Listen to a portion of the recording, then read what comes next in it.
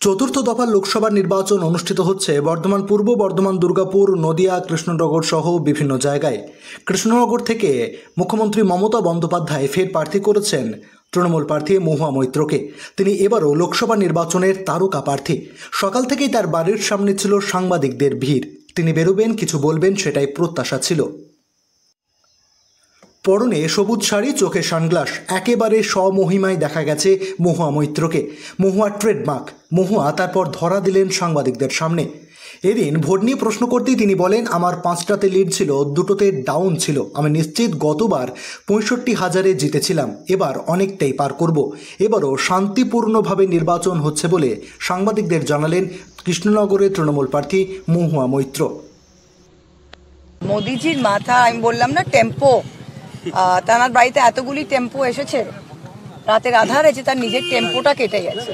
পাগলের প্রলাপ। যা যা কথা বলছেন, আমাদের আর কিছু ক্যাম্পেইন করার দরকার নেই, কারণ প্রত্যেকবার মোদিজি মুখ খুলছেন ও এমন একটা কথা বলছে যেটা সামলাতে সামলাতে আর তার রিয়াকশন সামলাতেই বিজেপির ঘাম ছুটে যাচ্ছে।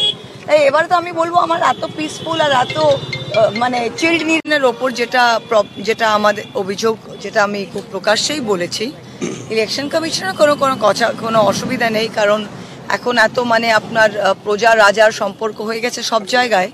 যখন ইলেকশন কমিশনকে গভর্নমেন্ট অমিত শাহ এবং নরেন্দ্র মোদী 2/3 মেজরিটিকে তাদের নিয়োগ করে, এটা খুবই স্বাভাবিক যে কোনো এমসিসি ভায়োলেশনে ইলেকশন কমিশন কোনো স্টেপ নেয় না।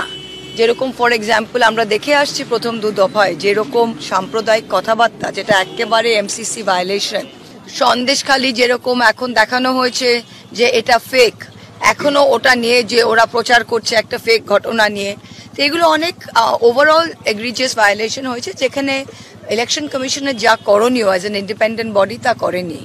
কিন্তু আমার এখানে সোফার আমার পিসফুল আছে, আর আমার গতবারও পিসফুল হয়েছিল, এবারও পিসফুল হবে। বিজেপি যেখানে কমপ্লেন করছে আমাদের সম্বন্ধে, আপনারা ওখানে গিয়ে দেখান আমরা কি করছি, তা সেটা খুব ভালো।